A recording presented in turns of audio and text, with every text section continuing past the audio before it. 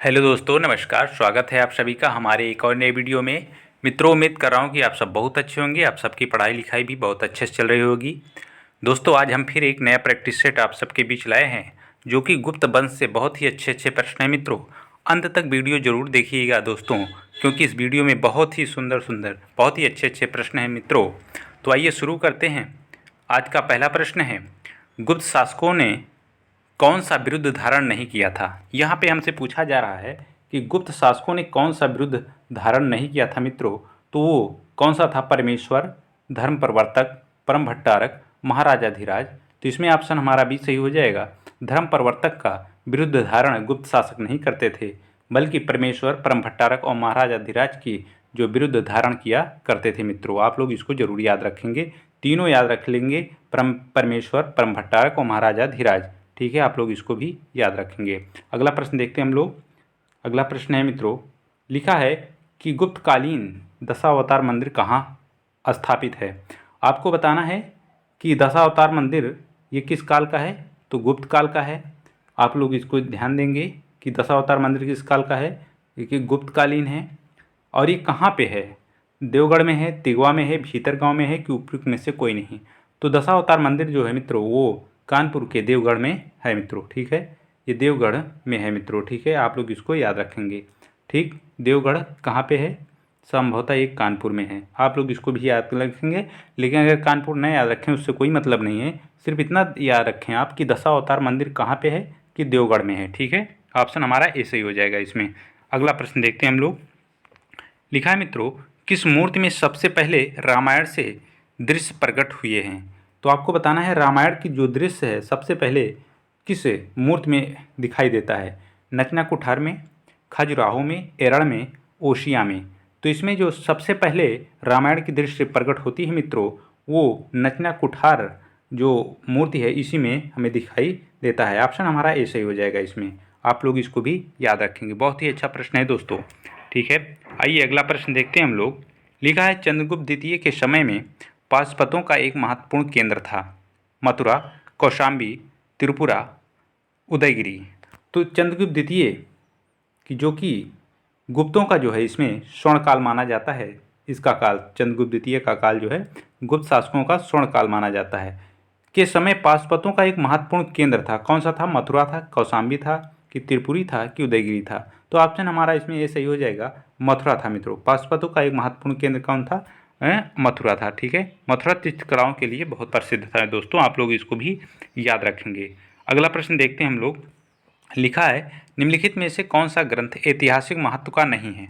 कालिदास का मालविकान अग्निमित्रम, विशाखदत्त का मुद्रा राक्षस, बाणभट्ट की कादम्बरी और कल्हड़ की राजतरंगिणी। हमें ये यहाँ बताना है कि ऐतिहासिक महत्व का जो इतिहास हमें जो ऐसा कौन सा ग्रंथ है इनमें से कि जो इतिहास के बारे में हमें जानकारी नहीं देता है मित्रों। जैसे कालिदास का मालविका अग्निमित्र ये भी जानकारी देता है, और विशाखदत्त को जो मुद्रा राक्षस है ये भी हमें ऐतिहासिक जानकारी देता है, और कल्हड़ की राजतरंगिणी जो है वो कश्मीर के बारे में हमें, कश्मीर के इतिहास के बारे में हमें जानकारी देता है। लेकिन बाणभट्ट की जो कादम्बरी है मित्रों, यही जो है हमें इतिहास के बारे में इसमें कोई जानकारी नहीं मिलती है। इसलिए हमारा ऑप्शन सी सही हो जाएगा इसमें। ठीक, अगला प्रश्न हम लोग देखते हैं। अगला प्रश्न है दोस्तों, लिखा है, सती प्रथा का प्रथम अभिलेखीय साक्ष्य प्राप्त हुआ है। एरण से, जूनागढ़ से, मंदसौर से, सांची से। तो सती प्रथा का जो प्रथम अभिलेखीय साक्ष्य है मित्रों, वो एरण अभिलेख से मिलता है। ठीक है, एरण अभिलेख जो है वो विष्णुगोप का एरण अभिलेख जो है मित्रों, वहाँ से विष्णुगोप जो है इन्हीं की पत्नी जो है सती हो गई थी। एरण अभिलेख में ऐसा कहा गया था। विष्णुगोप के मृत्यु के बाद जो है मित्रों, वो इनकी पत्नी जो है सती हो गई थी। आप लोग जरूर इसको याद रखेंगे। अगला प्रश्न देखते हैं हम लोग। सती प्रथा का उल्लेख करने वाला प्रथम अभिलेख था एहोल, जूनागढ़, नानाघाट, एरण। तो हमने अभी पढ़ा कि सती प्रथा का उल्लेख करने वाला प्रथम अभिलेख जो है वो एरण अभिलेख है। ऑप्शन हमारा डी सही हो जाएगा इसमें। अगला प्रश्न देखते हैं हम लोग। लिखा है, एक जात में कायस्थों का सर्वप्रथम उल्लेख मिलता है मित्रों।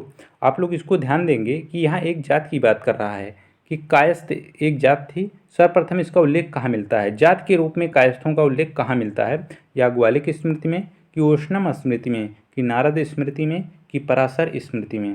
तो इसमें जो है ऑप्शन हमारा मित्रों बी सही हो जाएगा। उष्णम स्मृति में जो है एक जाति के रूप में हमें जो है कायस्थों का एक जाति के रूप में सर्वप्रथम उल्लेख हुआ है उष्णम स्मृति में।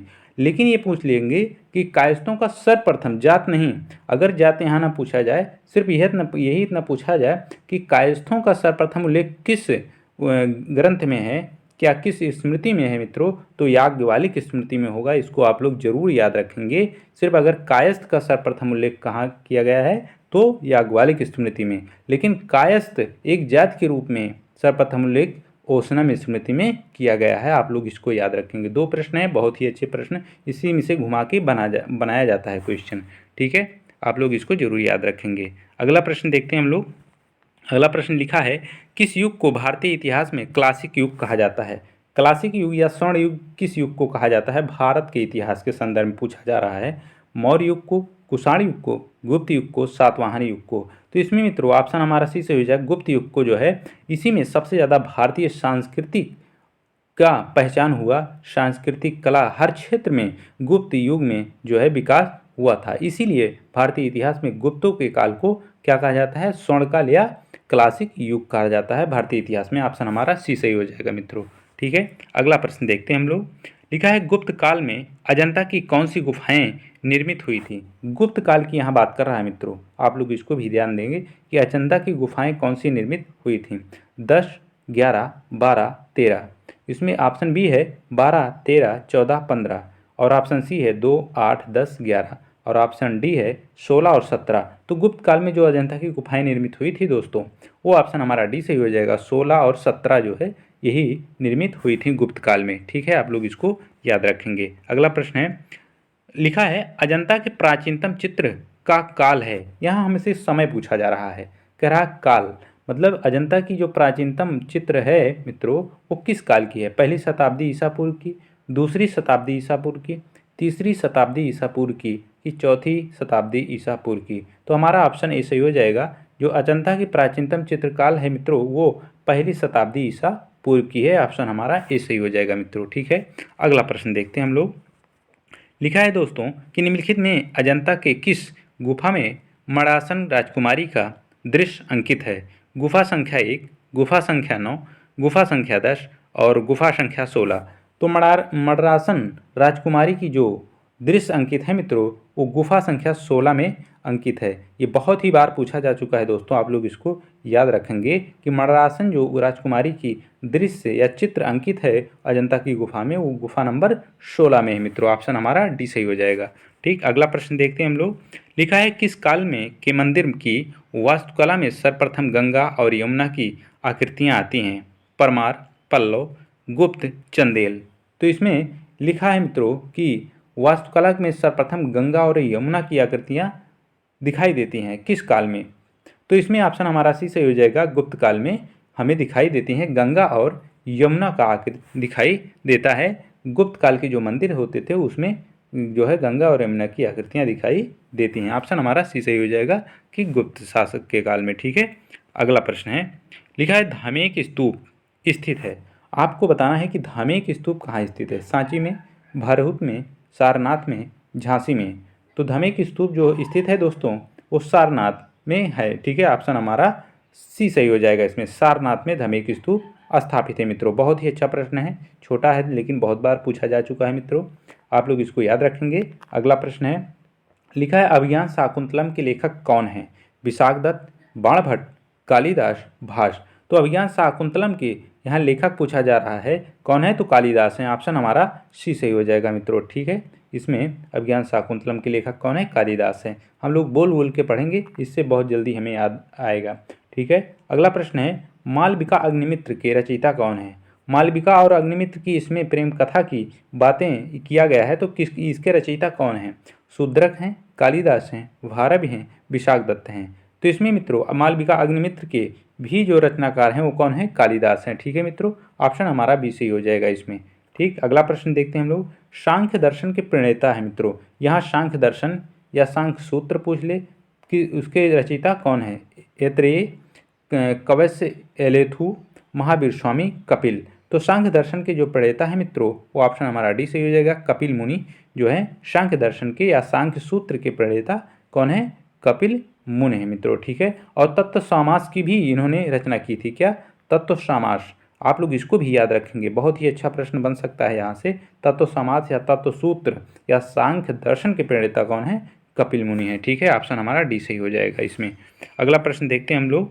लिखा है निम्नलिखित विद्वानों में से किसने यह सिद्ध किया था कि धरती गोल है एवं अपनी धुरी पर चक्कर काटती है?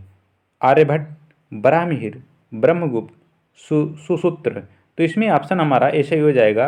ये आर्यभट्ट जो है वो उन्हें सिद्ध किया था कि धरती गोल है और अपनी धुरी पर चक्कर काटती है। ऑप्शन हमारा ऐसा ही हो जाएगा इसमें, ठीक। अगला प्रश्न देखते हैं हम लोग। ये थोड़ा सा मिलाने वाला क्वेश्चन है मित्रों, लेकिन बहुत ही अच्छा प्रश्न है। अगर इसको आप लोग याद कर लेंगे बहुत ही काम देगा, क्योंकि इसमें से वन लाइनर क्वेश्चन करके बहुत ही पूछा जाता है, ठीक है। तो एहोल प्रशस्त किसका है मित्रों? जूनागढ़ शिलालेख किसका है? नासिक गुहा लेख किसका है? और भीतरी स्तंभ लेख किसका है? तो एहोल प्रशस्त जो है मित्रों वो पुलकेशिन द्वितीय का है दोस्तों। एहोल प्रशस्त किसका है? पुलकेशिन द्वितीय का है। और जूनागढ़ शिलालेख जो है मित्रों वो रुद्रदामन प्रथम का है। और नासिक गुहा लेख जो है उषावत दत्त का है मित्रों। इसमें ऑप्शन एक सही हो जाएगा। और भीतरी स्तंभ लेख जो है मित्रों वो स्कंद गुप्त का हो जाएगा। तो इस लिहाज से हमारा जो ऑप्शन बन रहा है, ऑप्शन हमारा डी सही है इसमें मित्रों। 2, 4, 1 और 3 मित्रों हो जाएगा, ठीक है। आप लोग इसको जरूर याद रखेंगे कि एहोल प्रशस्त के लेख किसका है? तो पुलकेशिन द्वितीय का है। जूनागढ़ शिलालेख किसका है? रुद्रदामन प्रथम का है। नासिक गुहा लेख किसका है? तो इसको हम लोग बताएंगे उषावत दत्त का है। भीतरी स्तंभ लेख स्कंद गुप्त का है। आप लोग इसको भी याद रखेंगे। ऑप्शन हमारा इसमें डी सही हो जाएगा दोस्तों, ठीक। अगला प्रश्न देखते हैं हम लोग दोस्तों। ये थोड़ा सा कट गया है मित्रों, लेकिन आप लोग कोई बात नहीं। ये माँ है, लिखा है मृच्छकटिकम। क्या है?